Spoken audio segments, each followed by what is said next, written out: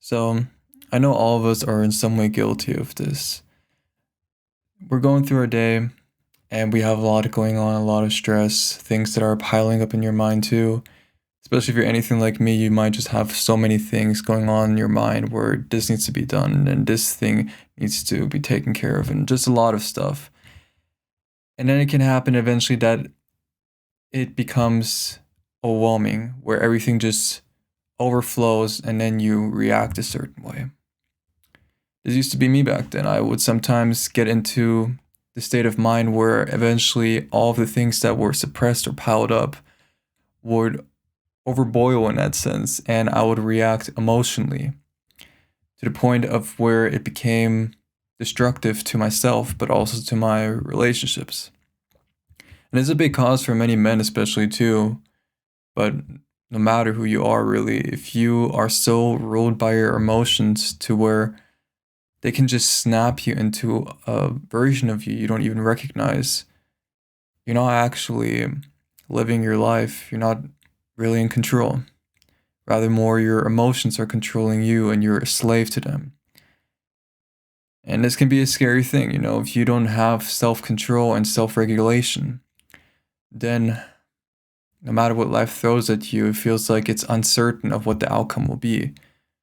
Whereas the person who does have self regulation and is able to see what is going on within and process it so it doesn't overboil, he can be more confident that no matter what life throws at him, everything will be okay. And this is the mindset I've developed too over, the past period of time. It took some time.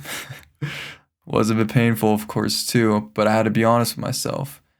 But that honesty with myself is what allowed it to unlock this mindset, this way of operating, where no matter what life throws at me, I keep my calm. If something bad happens, okay. If something doesn't go according to how I imagined it to be or planned it to be, okay. I cannot always control the outcome of certain things. Some things are just out of my control. But the things that are in my control, that is what I can influence the most, and that is what I focus on.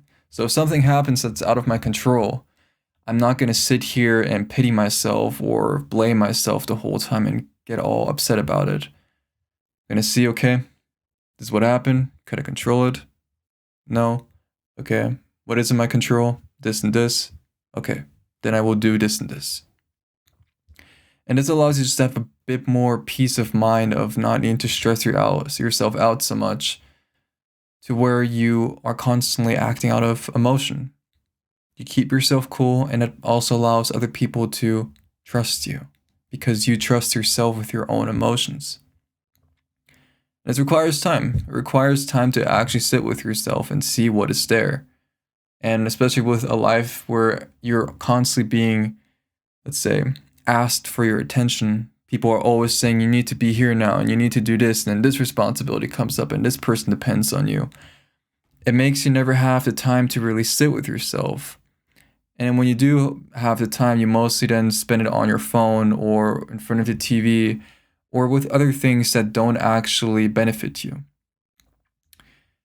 And at first, this may seem harmful, but over time, this accumulates in a way to where what becomes a habit becomes your life, and then so is also difficult to get out of. And you have to first figure out, well, where is the root, and then how can I have control of this? And everything is controlled by emotion. We think it's just our thoughts, and yes, our thoughts in some ways are the origin, if you want to say. But the thoughts are not what drive us. What drives us is the emotion behind those thoughts and our reaction to them. We think only because something bad happens, now we have to react in a stressful way, in a stressful manner, where we have to panic, we have to get upset, angry, shout at people, or whatever it is. But this is not true. This is a coping mechanism for many. When you start to detach yourself from thinking you need to perform a certain way or react a certain way based on this is bad, and you choose a different way to act, then You no longer see things as, oh, this is a bad thing, everything is going downhill. But when something bad happens, you still remain in control because you control and regulate your feelings. Now, this doesn't mean suppressing them. This doesn't mean you're just gonna be cold and ignore them the whole time. But instead, it's about sitting there and seeing what it is, facing them, and letting them pass through. Because eventually it does pass through. When you sit with your feelings, you realize it's only temporarily, and it only remains the more you look away from it and allow it to remain. So you have to see it this way. It's like a passenger that wants to come through, and you avoiding it is like keeping the door locked, not allowing to pass through. So instead of it going away, it starts like building up more and more to where the pressure starts to build up until the door rips open and all of it comes flooding out. And then no matter if, let's say, you're with your partner or something, or if you're with someone of your colleagues or your business partner, whatever, or employees, when this all comes bursting out, then you will most likely react the way you wouldn't want it to be. And then from that is what consequences happen, and also regret happens this way. The reason many people live a life of regret is because they do not regulate and have control over their emotions. They don't have control over the stream of feelings that come in. And you don't need to always react to everything. You don't need to react to every feeling that comes up. What you must do is just sit with them. Sit and see what is there and face it. No matter how it may look like or what the story tries to tell you. You don't need to buy into it. And you are empowered yourself to reshape that story. So if you have a pattern saying, I said, if you're stressed out, you need to react stressed out. Break it. Be like, no, this time I'm just going to choose to sit in peace, allow it to go through, and make an effective decision where I have clarity. And then so your life will represent that. For many, they get stuck in this pattern of identifying emotion is bad, so let me react bad. So what I'm saying here is stop labeling things as good and bad as well. When something that comes up that you perceive as bad comes up, see it as it is and don't try to label it as bad. See, what is the opportunity of this? What is the opportunity I can take from this? Okay, let's say you wanted to sign a deal with a business person, with another company or so, and they don't want to do the deal. Others will panic and get upset, but instead say, good. Let's say your partner breaks up or cheats on you or whatever. Instead of getting all upset about it and chasing after them and trying to be like, no, please listen to me, we can fix this out or whatever. Be happy that it happened, good. And the reason I'm saying good is because it allows you to actually now see things from an abundant perspective. Not from lack, but truly from an abundance of saying, okay, this happened, but good thing it happened because now something new can happen that is better. A better opportunity can come from this. So when you shift your mindset from this lacking, negative mindset to this more abundant, free-flowing mindset where you're not attached to things, but you're allowing it to come and go as it does, then you start to actually experience and live life. And it's peaceful. Now, of course, there can be seasons where you get pulled back into this old way, but this is to teach you, hey, this was a pattern that was going on. Let's filter it out again so that you can be more calm and more steady in that sense.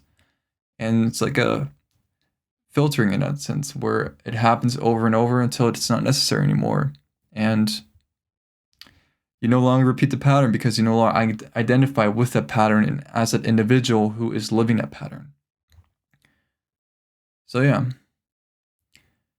learn how to self-regulate, not by suppressing like everyone tries to tell you, but by sitting with yourself really and just starting to feel what is there, process through it, and allow it to pass through. And then think, what is the opportunity or best decision I can make now? Do so. Because someone who has control over themselves fully and does not act out of emotion that is someone who's worthy of respect. Not because they do it to earn respect, but because they already give themselves the respect by not putting themselves down and actually taking care of themselves. So, if you enjoyed this video here, my friend, then let me know down below too and how this was also able to help you.